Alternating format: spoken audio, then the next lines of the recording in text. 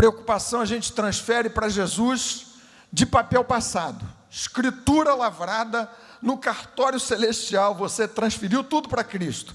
Deixa esse peso para lá. Gente preciosa, amada, já finalizando aqui o Sermão do Monte, eu não poderia deixar de mencionar aqui com vocês o texto em que Jesus, na conclusão do seu sermão, faz um alerta gravíssimo. Esse alerta aparece no texto do Evangelho de Mateus, capítulo 7, a partir do verso 15. Nós vamos ler esse texto aqui. Eu vou ler, você, por favor, pode acompanhar. Se você puder ajudar alguém aí ao seu lado sem a Bíblia, ou sem o smartphone com a Bíblia, nesses tempos digitais, de modo que todo mundo consiga acompanhar esses versos aqui, a partir do verso 15. Vejam só, Jesus apresenta um alerta sério e grave, na conclusão do Sermão do Monte, ele se dirigindo aos seus discípulos. Na argumentação de Cristo, ele vai além do alerta indicar. Aliás, segundo a sua maneira de apresentar a sua própria palavra e os seus ensinos, ele apresenta em seguida alguns, o que eu poderia chamar aqui com vocês, de fatores agravantes do risco, sobre o qual Jesus faz referência. Ele apresenta um risco grave e sério. Indica que há fatores que tornam esse risco ainda mais grave e mais sério, chamando, portanto, a atenção dos seus discípulos, máxima atenção dos seus discípulos. Cristo, na apresentação desse alerta, também indica o que eu vou chamar aqui de teste da autenticidade profética. Porque, de fato, vocês vão ver comigo, o alerta tem a ver com falsos profetas. Então, Jesus apresenta o alerta, Jesus apresenta e indica alguns fatores que agravam o risco, razão pela qual eu devo manter, como discípulo de Jesus, máximo estado de alerta. Jesus finalmente apresenta e indica que teste deve ser feito para indicar a autenticidade ou não da profecia, do profeta, da própria voz profética. Finalmente, nós vamos aqui procurar resumir alguns dos elementos que a Escritura nos apresenta a respeito e a propósito desse tema. Verso 15 de Mateus, capítulo 7. Acautelai-vos dos falsos profetas, diz Jesus. Acautelai-vos dos falsos profetas, que se vos apresentam disfarçados em ovelhas, mas por dentro são lobos roubadores. Pelos seus frutos os conhecereis. Colhem-se, porventura, uvas dos espinheiros ou figos dos abrolhos? Assim, toda árvore boa produz bons frutos, porém a árvore má produz frutos maus. Não pode a árvore boa produzir frutos maus, nem a árvore má produzir frutos bons. Toda árvore que não produz bom fruto é cortada e lançada ao fogo. Assim, pois, pelos seus frutos os conhecereis. Nem todo que me diz, Senhor, Senhor, entrará no reino dos céus, mas aquele que faz a vontade de meu Pai que está nos céus. Muitos naquele dia hão de dizer-me, Senhor, Senhor, porventura não temos nós profetizado em teu nome? Em teu nome não expelimos demônios? Em teu nome não fizemos muitos milagres? Então lhes direi explicitamente, nunca vos conheci, apartai-vos de mim, os que praticais a iniquidade. Sobre esse tema, o que Jesus indica de modo super claro é que há já entre nós muitos falsos profetas, muitas vozes proféticas estranhas. E o que Jesus me ensina, e a você e a igreja Betânia em particular, é identificarmos de quem são tais vozes, que eventualmente enchem a nossa cabeça, a nossa mente, o nosso coração, e tendem a guiar o rumo da vida de tanta gente. Jesus sugere, aliás, mais que sugere, ele diz que o número dos falsos profetas, das mensagens dissonantes, estranhas, esquisitas, distorcidas, de impostores, haverá de se multiplicar na medida em que o tempo se aproximar do fim. Depois você pode ler com mais calma Mateus capítulo 24, de Jesus: e haverá muitos falsos profetas nos últimos dias. Um pouco antes desse alerta severíssimo de Jesus para o coração da sua igreja, dos seus discípulos, dos que o seguem, o Senhor havia falado sobre dois caminhos, duas possibilidades de encaminhamento da vida só. Não existe uma terceira via, não uma terceira alternativa. Jesus indicou que o seu caminho é um caminho apertado, para o qual se vai por meio de uma porta estreita, e certamente o segmento do sermão com esse alerta tem a ver com o fato de que o caminho é apertado, também por conta do fato de que nesse percurso, você e eu ouviremos muitas vozes falsas, de impostores, ideias que soam como verdadeiras, mas são disfarces satânicos, malignos. Sobre essa questão de profecia, você sabe que há muitas vozes correntes no ambiente religioso. Na minha juventude, quando eu era solteiro, acho que já mencionei isso aqui para vocês, eu ouvi algumas vezes indicações supostamente proféticas da pessoa com quem eu deveria casar. E eu já disse aqui para vocês, acho que já disse, não sei se falei numa reunião de jovens, alguma coisa assim, se eu tivesse ouvido todas as vozes proféticas que indicavam qual deveria ser a minha esposa, eu seria polígamo.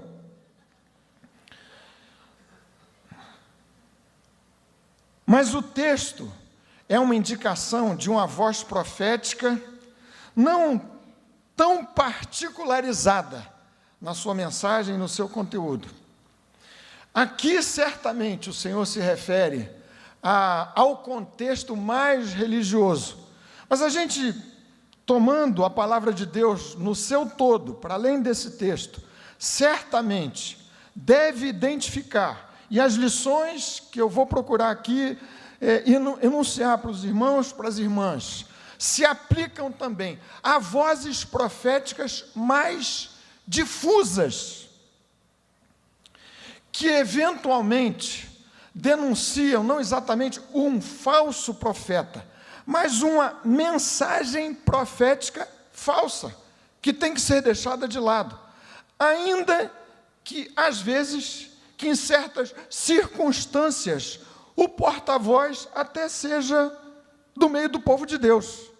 Vocês se lembram daquilo que o diabo colocou na boca de Pedro, discípulo de Jesus? Lembram-se?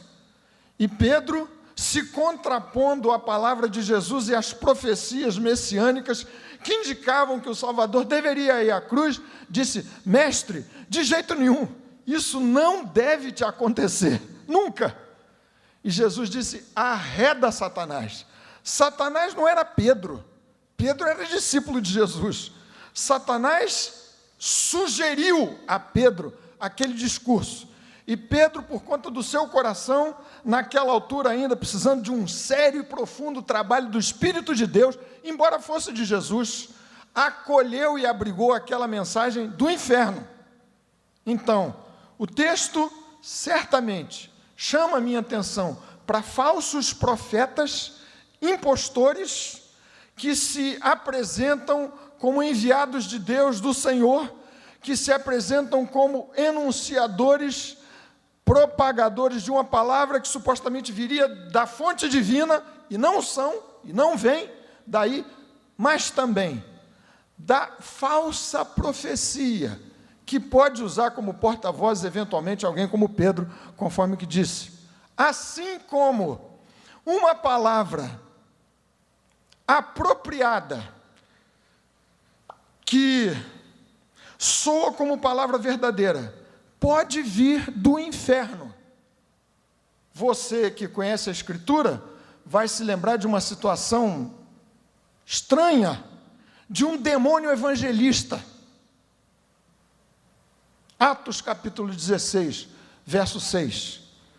Uma mulher adivinha, endemoniada, dizendo a mensagem certa. Esses homens vos anunciam o caminho da salvação. E Paulo, irritado com aquela suposta evangelização proveniente do inferno, expulsou o demônio adivinhador daquela mulher e gerou uma confusão tremenda na cidade de Filipos. Viram porque o alerta é sério contra falsos profetas, mas também contra mensagens que podem se valer de um porta-voz que se deixou usar circunstancialmente pelas trevas, assim como o contrário. Uma mensagem de um conteúdo aparentemente bom, mas cujo porta-voz é infernal. O conteúdo tem que ser rejeitado in toto, por completo, como fez Paulo. Ninguém quer assistência e o concurso na evangelização do inferno. Há, além disso, um alerta bíblico profundo, sério, a uma voz profética secular, mais difusa, que é indicativa de rumos para a vida de uns e de outros, que não procede propriamente do ambiente religioso. Aqui nesse ponto do texto, Jesus se referia muito mais ao ambiente religioso do que fora do ambiente religioso. Mas a palavra de Jesus indica, a palavra de Deus, que a besta que emerge do mar, texto do Apocalipse, é um falso profeta, que sugere um curso para a cultura, para a vida, para a juventude, para os mais velhos, para a minha vida e para a sua vida, que é uma sugestão profética do inferno. É um profeta secular, desvestido completamente do aparato religioso, mas vem a sugestão secular, infernal, a tentar forçar sua vida, minha vida, nossas vidas, na direção de um certo caminho, que segundo Jesus e a sua palavra, como há dois caminhos somente, se não é o caminho condutor da vida, é o caminho oposto, diametralmente oposto, que conduz à morte. Em tempos de redes sociais, e a gente tem ilustrado muito sobre isso aqui, profecias de profetas seculares avançam com a velocidade da luz pelas redes sociais. Há formadores de opinião que têm milhões de seguidores em todo o mundo, uma coisa impressionante. Se você pegar, por exemplo, o Twitter, que é uma das instâncias dessas mídias, 140 caracteres para se mandar mensagens tópicas e tudo mais. Aliás, um presidente recém-eleito na maior nação do planeta, mais poderosa, usa a valer esse instrumento para dar os seus recados para o Congresso. Tudo é o presidente americano, Donald Trump. Há milhões de seguidores. Os campeões do uso do Twitter são, em geral, músicos. Peguei a relação, por curiosidade, número 1, mais de 100 milhões, curiosa e apropriadamente chamados de seguidores. É uma cantora norte-americana. Em segundo lugar, vem um cantor que eu sei que boa parte da juventude gosta e aprecia, Justin Bieber, é isso mesmo? Canadense. Acho que ele vem aqui no Brasil. É o segundo lugar. 90 milhões de seguidores. Eu sei que tem uma garotada que está há meses na fila para comprar o ingresso do Justin Bieber. É isso mesmo, é assim que se fala? Terceiro lugar é o ex-presidente americano Barack Obama. E pasmem vocês, nos 25 primeiros há um brasileiro, jogador de futebol chamado Kaká. Neymar está por lá também. E nos 100 primeiros há vários brasileiros, especialmente do showbiz. Cláudia Leite, alguns apresentadores como Luciano Huck, mais de 15 milhões de seguidores. O último da lista dos 100 primeiros é de fato um profeta, Paulo Coelho. Então, o alerta de Jesus serve para a operação profética no ambiente religioso em si, mas também para essas vozes que tentam ditar o rumo da minha vida e da sua vida, formadores de opinião.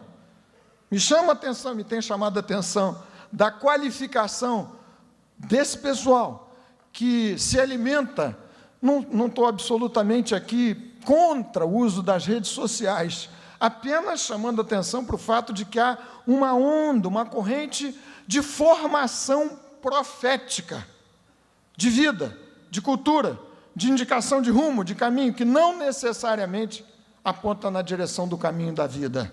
Seguidores. Qual é o alerta de Jesus?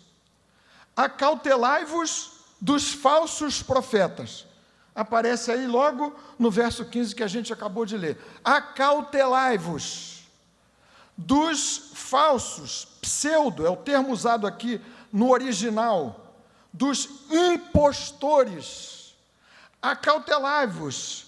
Jesus quer me dizer e a você, não deixe que este tipo de mensagem, que essa voz de um impostor, guie a sua vida.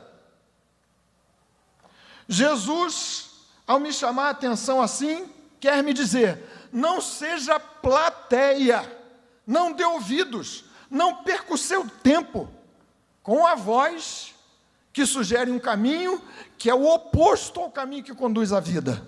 Não quer dizer que você não vai saber de nada, só vai ouvir agora música de uma determinada música gospel ou da igreja, ou ler somente a Bíblia, nada mais, porque tudo seria sugestão de profecia infernal. Não é isso que eu estou dizendo aqui. Mas você precisa, no alerta de Jesus, pensar e refletir o tempo todo. Quem dita o rumo, quem forma as suas ideias, acautelai-vos de Jesus, mantenha a sua mente fora destas vozes. E se você as ouvir, e a Escritura é pródiga em exemplos de alguns que ouviram intensamente e profundamente essas vozes proféticas do inferno e não se deixaram poluir por elas. Daniel, homem de Deus, se aprofundou na cultura dos caldeus, Babilônia, sabia tudo de uma cultura que tinha na sua essência, na sua raiz, o inferno. Não obstante esse fato, não se deixou contaminar. Mas o alerta de Jesus, acautelai-vos, indica que você não pode, como homem, como mulher de Deus, como seu discípulo, deixar-se levar por essa voz profética de um impostor, espúria. Significa dizer que para você ter discernimento de onde vem, que voz é essa, que sonido é esse, que som que eu estou a ouvir, a ditar os rumos da minha vida, do meu trajeto, vida fora. Para eu discernir adequadamente, eu preciso conhecer o Senhor da minha vida, ter intimidade com Ele, andar perto dEle, conhecer a sua palavra, de modo que sua voz me seja absolutamente inconfundível. As minhas ovelhas, disse Jesus, ouvem a minha voz e reconhecem a minha voz e me seguem. Por isso que a gente tem dado aqui cada vez mais ênfase ao estudo bíblico, bem orientado. Graças a Deus, nossa escola dominical vive um processo assim bom, ótimo, de mudança, de uma nova energia, uma nova disposição da igreja em se aprofundar no estudo da palavra de Deus, porque aí está o melhor sensor, você dotar seu coração sob o patrocínio do Espírito de Deus inspirador dessa palavra, de um bom sensor, o único sensor, infalível sensor. Quais são os fatores que agravam o risco a que Jesus se refere? Em primeiro lugar, a aparência enganosa, o disfarce que o falso profeta, as falsas vozes proféticas vão usar. Vocês viram o texto de Jesus?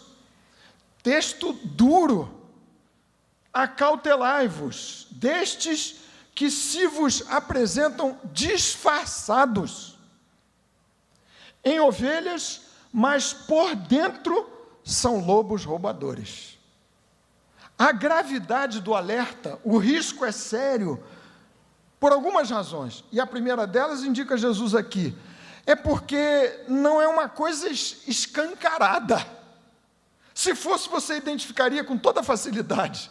Numa primeira vista, diz Jesus, acautelem-se, não se deixem conduzir, não apliquem seu coração, não sejam plateia para o falso profeta, para os falsos profetas, para as falsas vozes proféticas, porque estes se apresentam, ou estas se apresentam disfarçadas.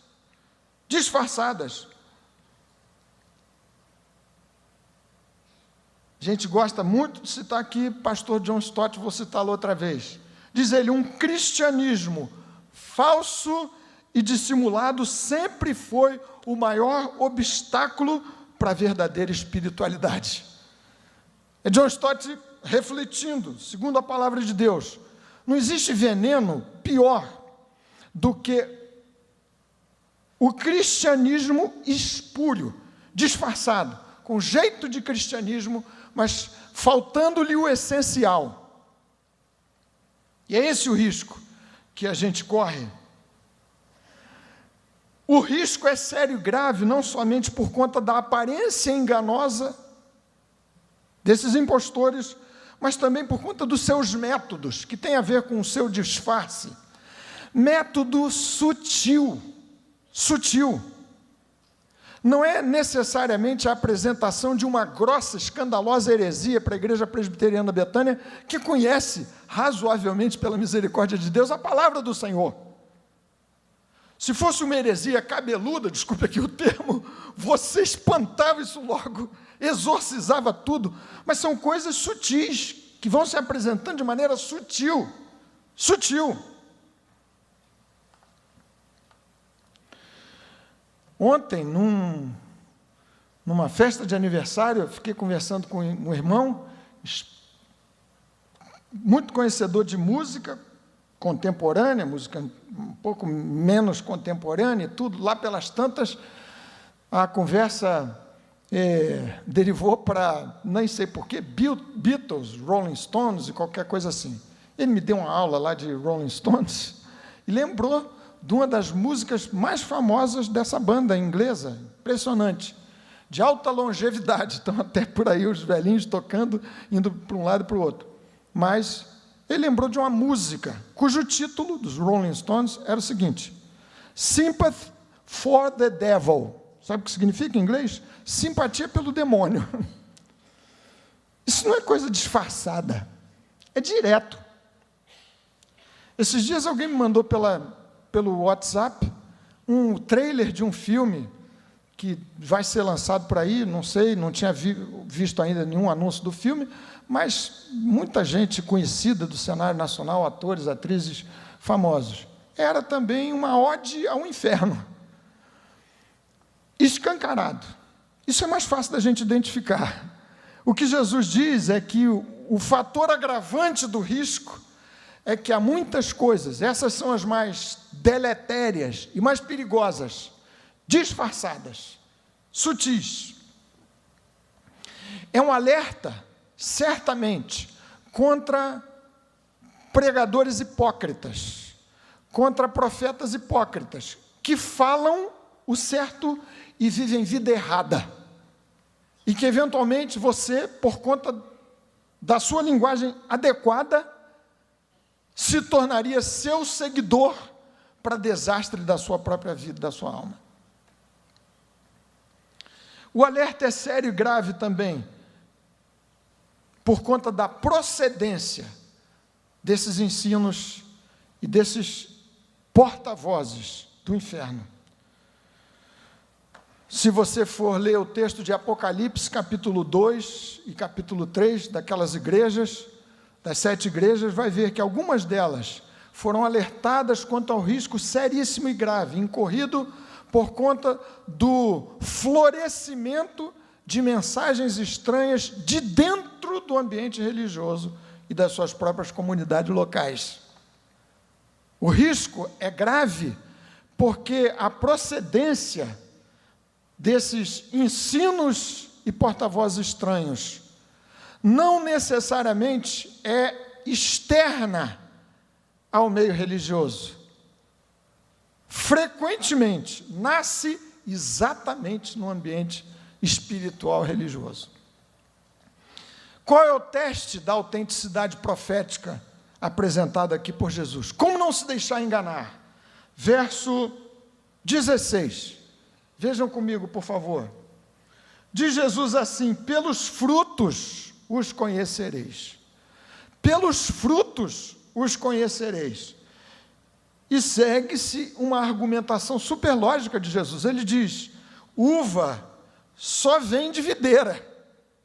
Não há possibilidade de figos serem produzidos por uma árvore cuja natureza é a de um espinheiro. Pelos frutos os conhecereis.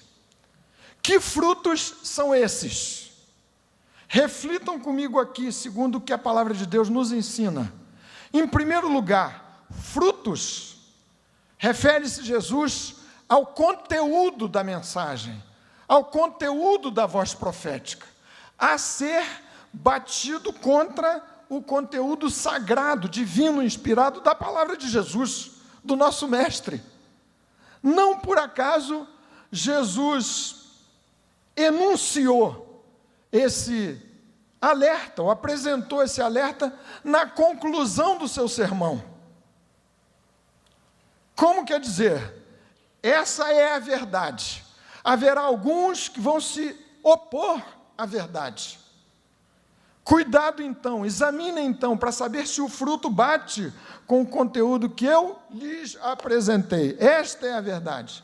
Conteúdo, o que se fala, o que se diz, que tipo de mensagem se prega. Eventualmente, o que se omite do ensino da Escritura e da Palavra de Deus. Frequentemente, um dos mais graves disfarces vem na forma de um abrandamento das exigências do discipulado do Evangelho. Jesus disse que o caminho é apertado, que a porta é estreita, e o inferno sugere que é possível alargar um pouco mais, que não é tão apertado assim.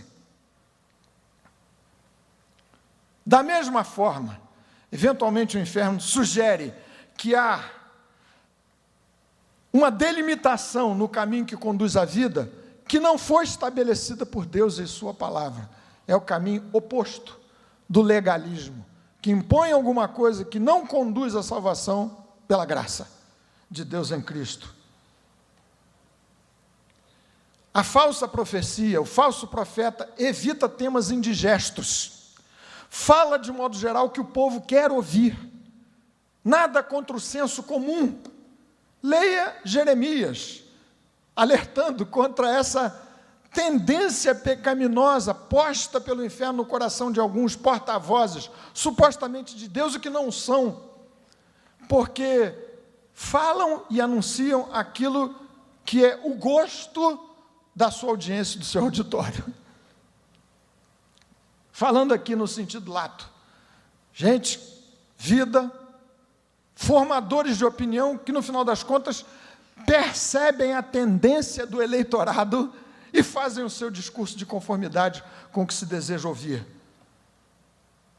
Do ponto de vista da doutrina bíblica, reformada, evangélica e cristã, sobre a qual a gente se assenta, pede que o Espírito de Deus nos mantenha nela. Por exemplo, falsas profecias, facilitando o caminho, vão dizer que céu e inferno são mitos, são invenções, que não existe condenação eterna.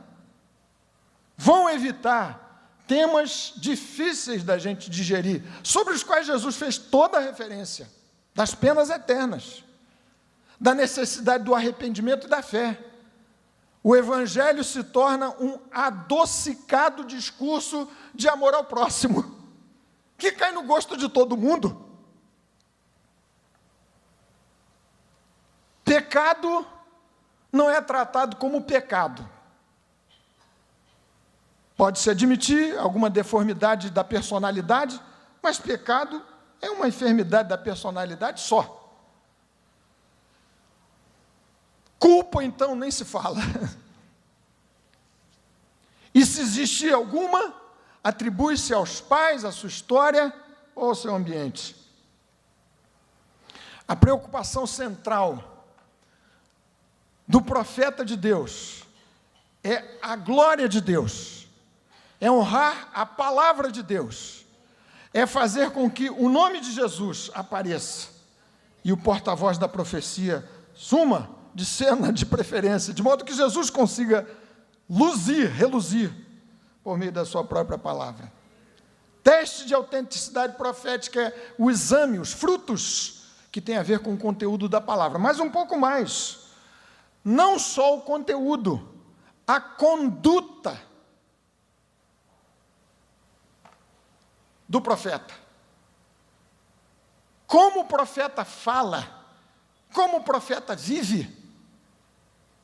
Gálatas capítulo 5, versículo 22, brilhante, extraordinária, imperdível para os crentes, para as crentes, descrição do fruto do Espírito, descrição de um tipo de caráter, que Jesus havia já apresentado, exposto no enunciado das bem-aventuranças. Lá está o caráter que é a apresentação descritiva dos frutos a que Jesus se refere. Pelos frutos os conhecereis. Invariavelmente, um ensino de conteúdo distorcido conduz a uma vida torta. Mais dia, menos dia, a vida vai se entortar. Se o discurso, se a doutrina não é sadia, não há possibilidade nenhuma da vida, da ética, do procedimento ser correto, ser sadio.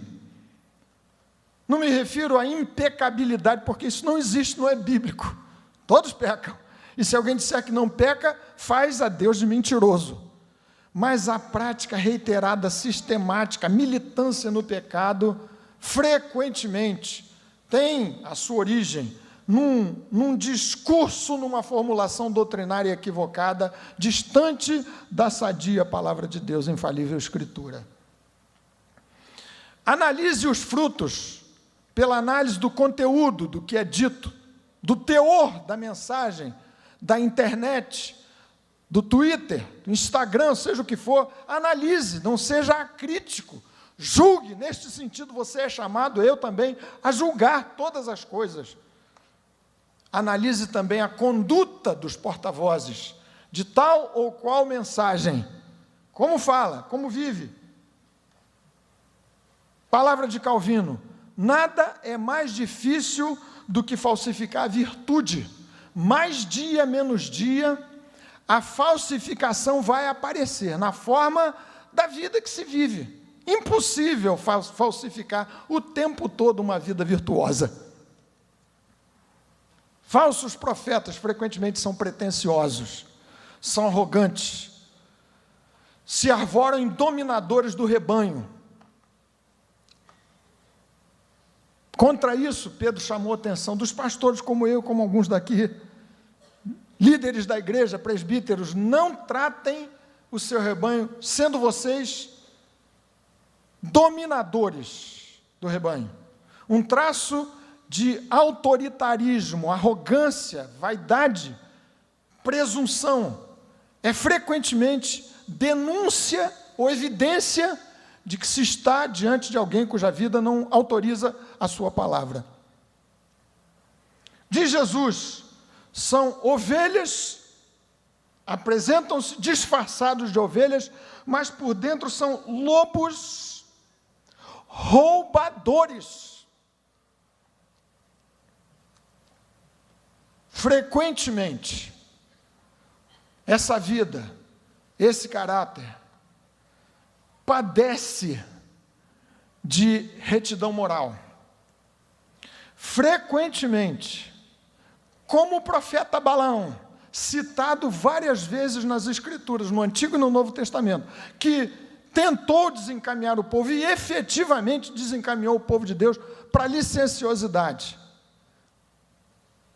a vida vai, mais dia menos dia, apresentar dois pecados que não são só esses, mas que aparecem assim frequentemente, na área sexual e na administração do dinheiro. Por isso que Jesus diz, são roubadores, tem coração colocado tal como Balaão, que se deixou aliciar, comprar com as moedas dos inimigos de Deus, e encaminhou o povo, desencaminhou o povo para o pecado da licenciosidade. A palavra de Deus assim o diz. Teste da autenticidade profética, o conteúdo, a vida, como se fala, a influência, o resultado, o que sai dessa fala, o que acontece. Dê algum tempo para avaliar os frutos, o que, afinal de contas, ficou desse discurso. O que a vida produz. É sobre isso que Paulo fala aos Coríntios, do resultado da obra de alguns e de outros.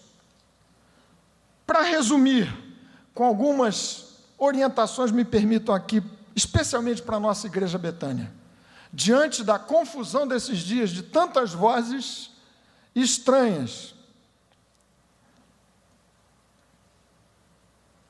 vamos, claro, que nos empenhar mais e mais, sob a luz do Espírito Santo, em conhecer a sua palavra, andar na palavra de Deus, nossa garantia de um caminho certo, de uma vida sadia. E nesse sentido, vamos evitar os extremos. A palavra de Deus o tempo todo chama a minha atenção, dizendo que há um extremo, numa ponta, existe uma compreensão que teologicamente a gente chama de liberal. Essa, para que a Bíblia é mais ou menos, não é exatamente a palavra de Deus, inferno e céu são mitos, pecado, diabo não existe, tantas coisas assim. Essa é a teologia liberal. Cuidado! Junto com essa teologia, existe um conceito ético que se chama de antinomianismo. Não existe lei, não existe regra. Vai de qualquer jeito, porque a graça banca. Do outro lado, e eventualmente a reação a essa posição extremada, um outro extremo igualmente antibíblico, anticristão, de que a gente tem que fugir. É o legalismo. É a formulação de regras que indiquem o percurso quanto a questões que não têm nada de essenciais. É o que nos poderia aproximar do que a gente chama de fundamentalismo religioso. Então, a Bíblia me indica um caminho de equilíbrio que é o mais difícil, por isso é o caminho apertado, em que você se vê livre para olhar sua cultura, para aproveitar elementos sadios da cultura à nossa volta, para fora do ambiente religioso cristão, e ao mesmo tempo é chamado a exercer essa liberdade com bom juízo, como discípulo, como servo, como serva de Jesus. Dá muito mais trabalho do que seguir o decálogo do que deve ser feito, do que não pode ser feito. Segundo lembrete aqui para o nosso coração, já que os frutos é que definem a autenticidade da voz profética, do caráter do profeta, você precisa viver uma vida próxima do seu ambiente profético, por assim dizer, porque senão você não vai descobrir e conhecer. Eu estou dizendo isso por conta de multidões de crentes, de novo, desculpe a referência, da internet, estudados aqui profundamente pelo nosso querido presbítero Marcos Simas, desigrejados, não é assim, Marcos? Esses que não se igrejam, que não se aproximam da comunidade, correm um risco sério e grave de se contaminarem e não terem a possibilidade de exercer juízo crítico, por conta da distância. Dê tempo para si, porque os frutos não aparecem imediatamente. Não se precipite em seguir qualquer voz.